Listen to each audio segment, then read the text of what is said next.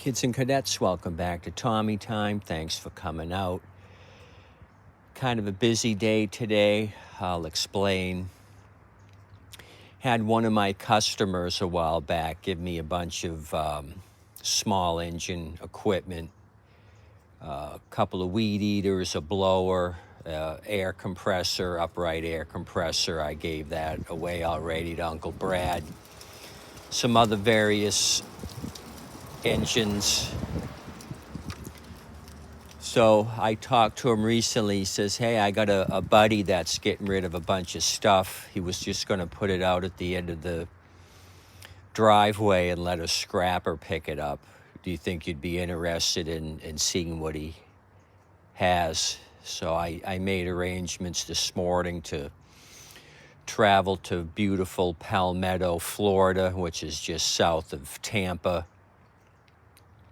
Made the trip up there with my truck and trailer.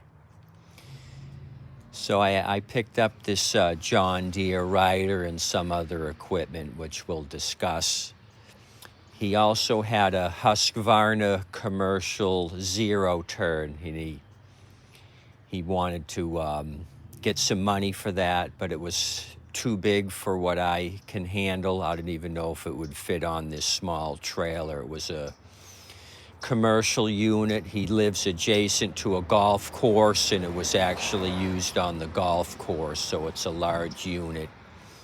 He said the PTO had issues. So I told him I would pass on that, and he offered me all this equipment for free. So I loaded it all up. I said, I'm going to make some money on most of this stuff. Can I give you $100 gas money? And he took the $100, so I gave $100 for this whole kit and caboodle. So let's discuss the rider, and then we'll go on to the two-cycle stuff.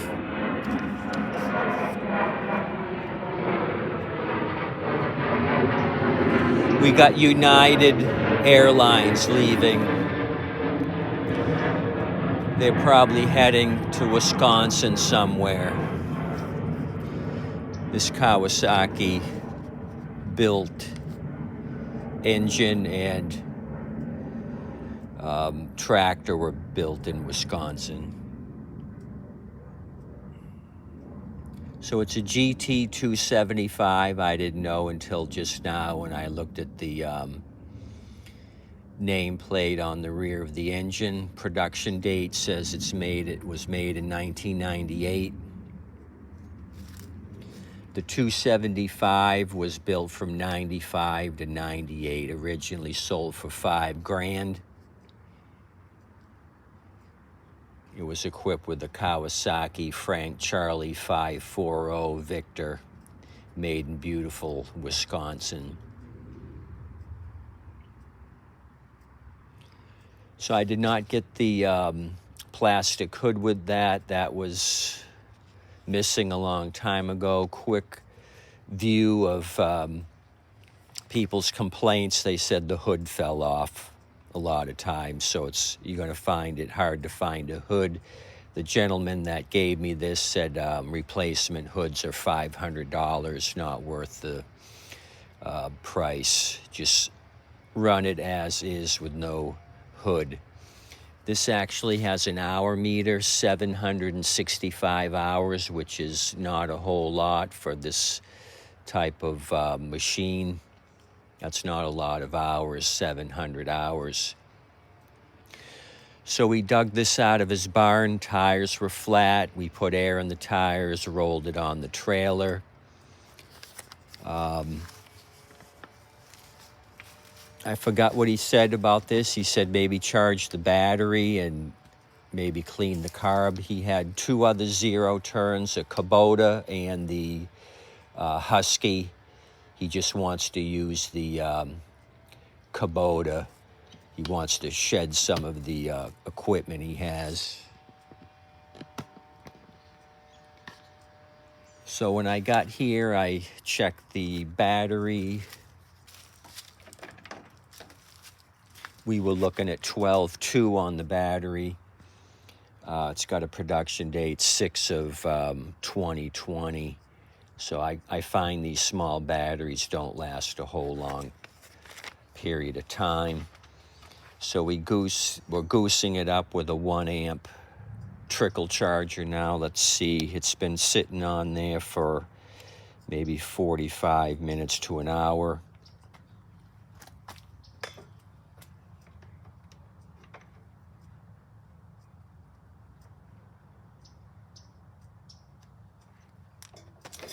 So we're at 12.6. That'll probably be good enough to start. So, as always, my concern with these units that sit is the fuel, the old fuel. What I did is just disconnected the fuel line here before the filter, and I poured off some gas. The gas is under the seat, and it actually drained down. Gas didn't look terribly bad. I looked in the tank visually. I didn't see any water, so I'm not going to bypass the fuel tank. Normally, I'll put a pint of fuel in one of these small tanks and run it directly to the carburetor. That way I'm not using 6-year-old fuel, but I think we're okay with this. And he forgot a wrench. This was the bonus deal. This was worth $100. He left these channel locks behind. They're mine now. No name, probably Harbor Freight channel locks. So I think with the battery's good, the fuel seems to be fine. It doesn't seem to be stale, so I think we can try to start this thing. Notice the safety for the seat, that switch is disconnected, so I think somebody's been messing with the safety stuff. So that's fine.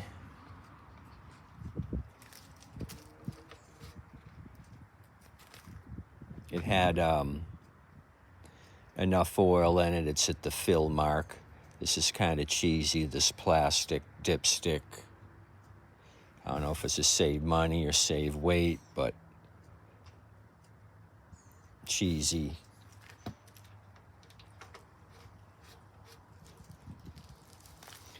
So let's see if it'll start. If not, I'm gonna use some of this fuel I poured off to help it along. We won't use nitro, we'll use raw gas, just in case things go afoul. I've got my ABC nearby. We got spark, we got fuel around, we don't want explosions. Okay, let's see what this thing's gonna do.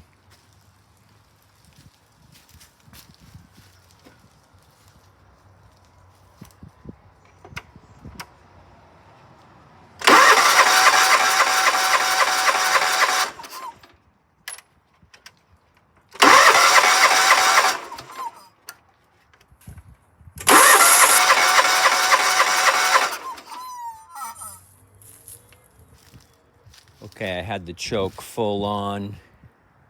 We didn't have any action. Let me give it a drink.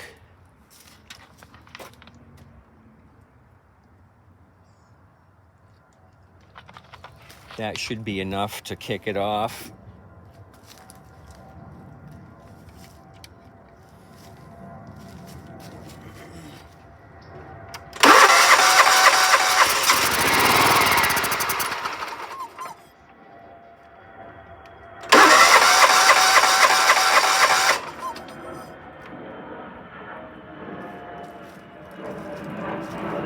Okay, so it started installed just on what I poured in the carburetor. So we got a carburetor issue. We're not getting fuel.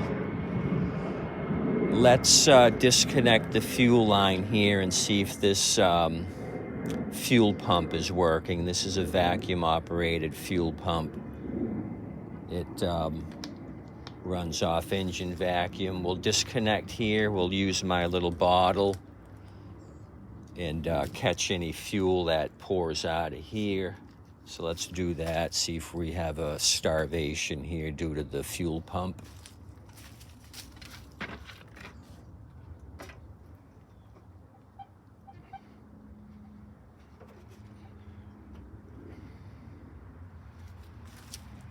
A little bit of fuel just poured out of the hose, so I think it's wet. I think it's pumping, but we'll visually look at it right now.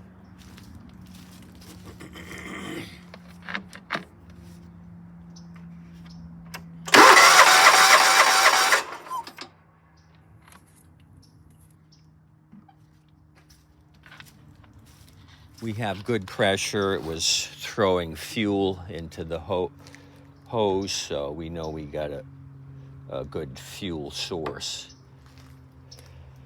So we either got blocked jets or the fuel shutoff solenoid is not working.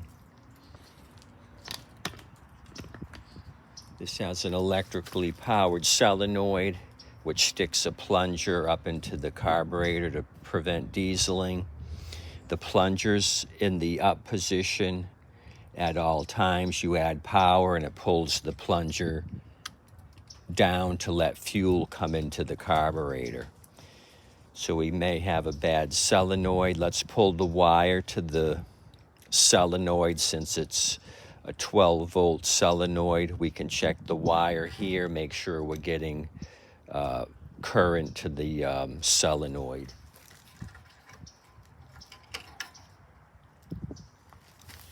So I'm seeing some weeping of gas on the bowl. I think the bowl gasket may be dried out. I'm getting a little bit of fuel weeping. So I take my multimeter. You could use a test light and just ground out the ground in and put your test light into the clip here and see if you got fuel, but I don't have one handy. I'm going to use my volt ohm meter. I got it on 12 volts DC. I'm going to put my positive end into the wire end and then ground this out to the battery ground or any ground.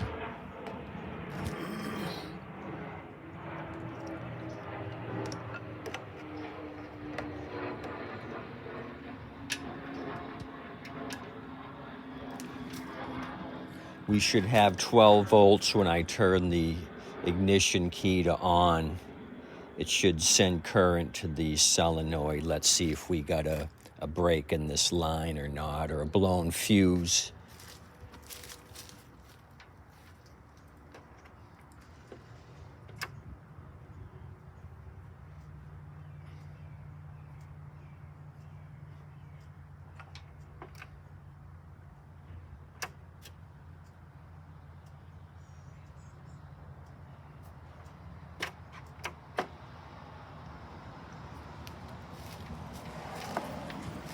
So we do have 12 volts going to the wire, so we know we have an issue possibly with the solenoid or jets are blocked up.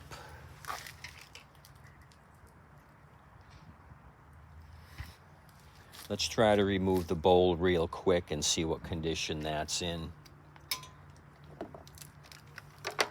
I don't want to spend too much time on this because we have to discuss what I got for 2-cycle unless I break this video in half.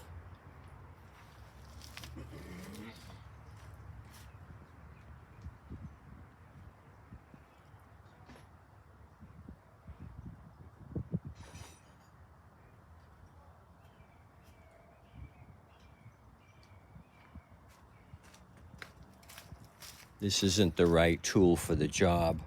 It's what I grabbed real quick.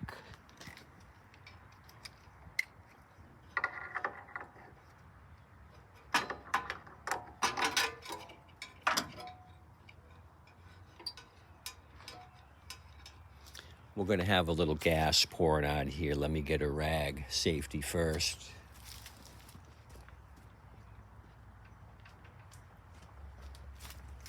What's going to pour out is what's in the bowl and what's up here on the line.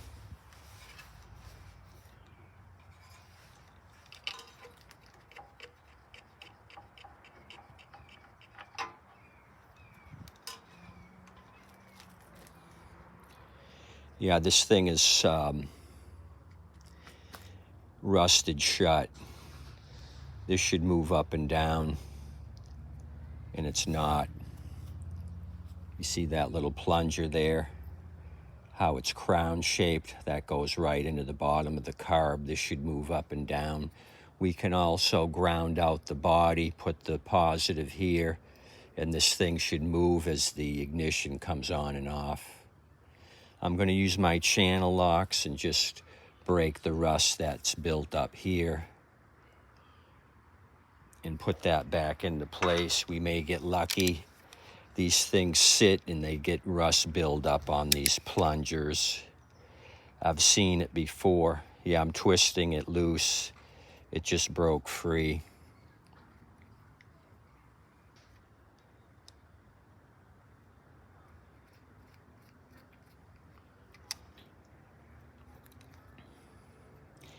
Let's put power to this and see if we got action in it now.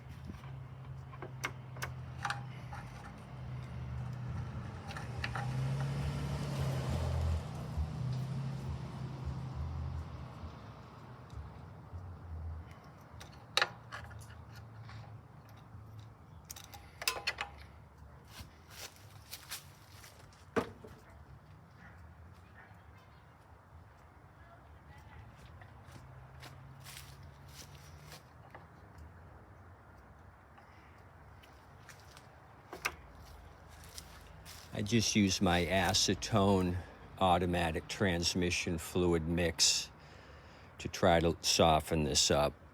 I couldn't get it to budge. I'm gonna let that soak.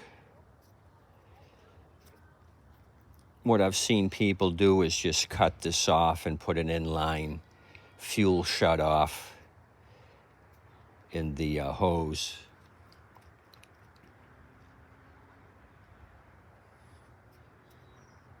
Anyway, let's move on.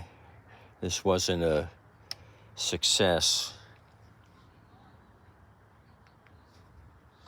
but I'm kind of impressed with this 98 model year machine. The steel looks thick. The newer stuff is so thin. This seems to be a well-built, heavy-duty machine. Looks heavy. The deck is extremely thick steel. Not like the Craftsman I just got recently, which you can put a screwdriver through it. It's so thin. This thing is built like a horse. Let's move on to the small equipment. He gave me a plethora of two-cycle stuff. We got a Husky blower 145 BT. He said some of this stuff just needs pull ropes or primer bulbs. So this was serviced at Palmetto Mower Inc., 17th Street West. This was actually number 8787. So this is in their database. He had this in a barn. I see rat damage here. I also saw some rat damage on the John Deere a little bit. So we got a Stihl MS 250. He said this would run for 10 minutes and quit, so that's carburation. Got a little rat damage on this. He gave me this Homelite log splitter. It's 120 volt. He said the arm would come down to split and then not retract. So I don't know if it's a switch issue or I have never operated an electric log splitter before, so I'll have to dive into this. It's a Homelite brand. We got a couple of Husqvarnas, a 445. No blade here. Service from Lowe's. We got another Husky 350. Pull cord broke. And then an older Stihl from 1985. I don't know what the model is. And then we got a Husqvarna 23L weed whacker straight shaft.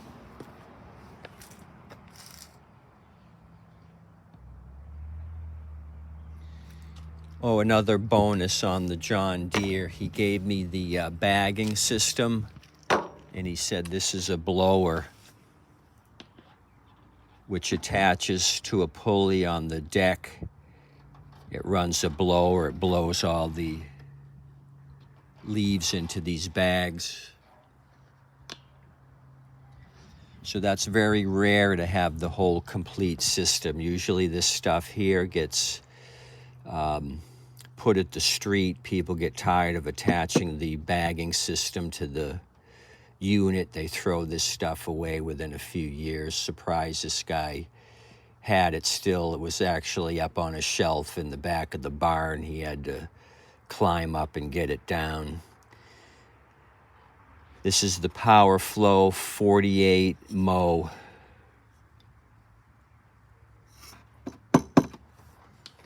So let me show you where that attaches. We'll walk around to the right side.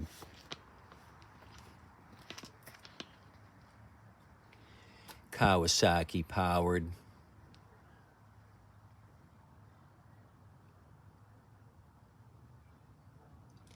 The FC540V, like I mentioned earlier, FS15. So you see this double pulley. The bottom one's for the blade spindle. The top one here is actually for that blower. You wrap the belt around this. That whole blower assembly sits here. The chute comes back and you attach the bagging system to the hole here. I also got this pressure washer. He threw that in too. No hoses, Honda engine. Don't know anything about this. So I got a bunch of shit. The mower, the pressure washer, and all this 2-cycle junk. And I threw $100 at him. If I can sell one of these saws for $100, I'm even Steven.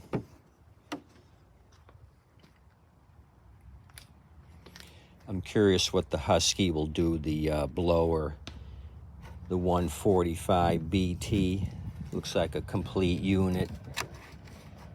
Rat damage here and there. No fuel in it, or syrupy fuel. The fuel evaporated. The oil's still down in that tank. Okay, that's all I got for you. I'll mess a little bit more with this John Deere.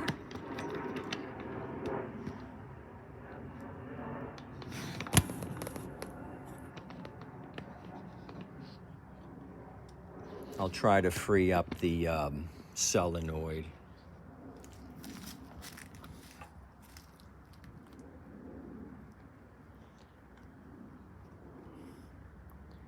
See why this thing isn't plunging. Might need some more motivation, or it could be completely shot. Okay, that's it for now. At a minimum, I need to put a gasket, bowl gasket on this thing. Like I said, it's weeping down the side of the carb. Maybe a key, and all I can see is made in Japan. So Kawasaki probably used Kian as their carb source. Anywho, appreciate you coming out, checking out this beast of a mower, the GT275.